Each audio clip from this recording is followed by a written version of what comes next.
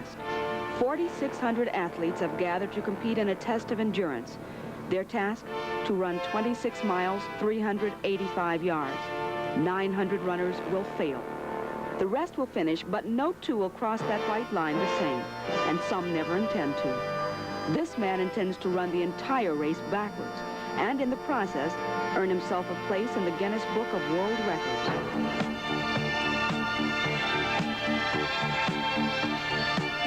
27-year-old Scott Weiland came up with the idea of running backwards a year ago. This native Detroiter had always been interested in physical conditioning, but found that backpedaling was more beneficial. Once he was in shape, Scott found that he could handle distances of 5 or 6 miles. But to run a full marathon, 26 miles, 385 yards, is the ultimate in the running endurance. Running frontwards is bad enough, but trying to run it backwards, which I feel I can do, would be a real challenge to me. Part of the challenge was finding the time to train.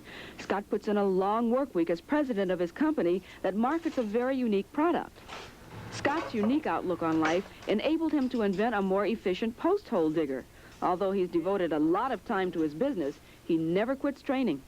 I hate to be a quitter, and if I have to crawl over the finish line backwards, I'm going to finish the race.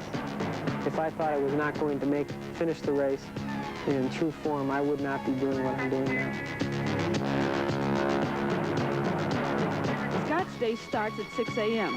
After breakfast, it's lap after lap around the neighborhood. And no, he doesn't use mirrors to see where he's going. But having eyes in the back of his head soon became natural. But what's natural to Scott isn't necessarily natural to everybody. Running through the subdivision, a dog will come out and bark at me, but they won't chase me because I'm always facing them. All right? They'll always bark, but they lose their nerve when they see me running there. So But dodging dogs and running in reverse isn't the only part of Scott's rigorous workout.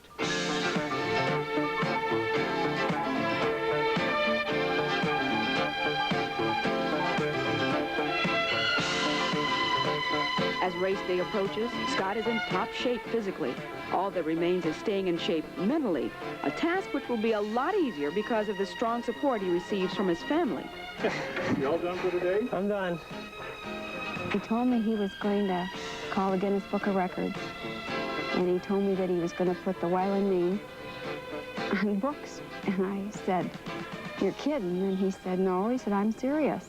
And then I saw the training part coming, and I knew that he would follow through.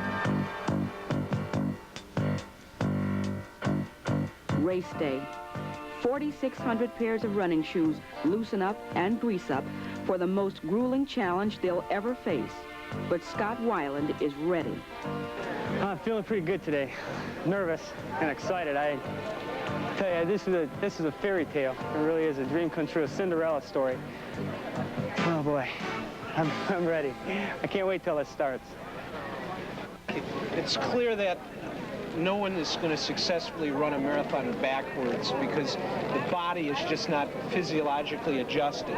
Unless this man has been living his whole life backwards, it's clear that he is not going to run this marathon backwards. We have enough problems running it forwards. Look to see this guy drop out at 17 miles. I thrive on that type of criticism because it's something I can prove to them and say, hey, listen, just because, you know, someone making a comment like that has never really pushed himself to the limit of trying something totally different.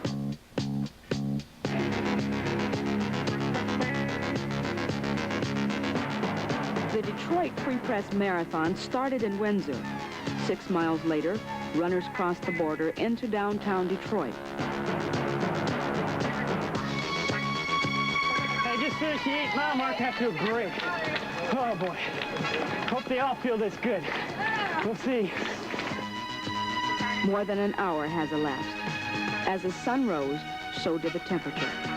By the 10-mile mark, the heat has proven to be too much for some of the runners.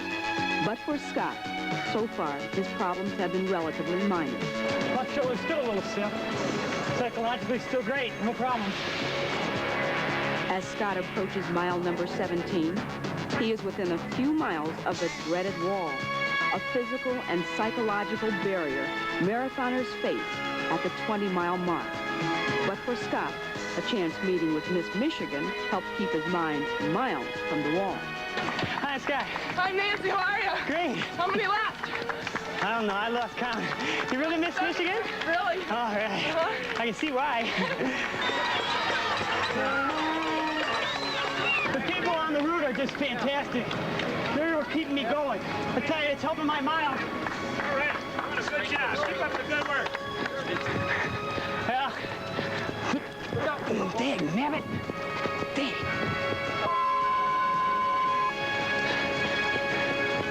All right, it's approaching 20. No wall. Mile number 23, 24, 25, and the finish is in sight. What I'm trying to prove is to show everybody that all goals are achievable, whether they be small or large. If you put that kind of motivation into a common goal, it's attainable.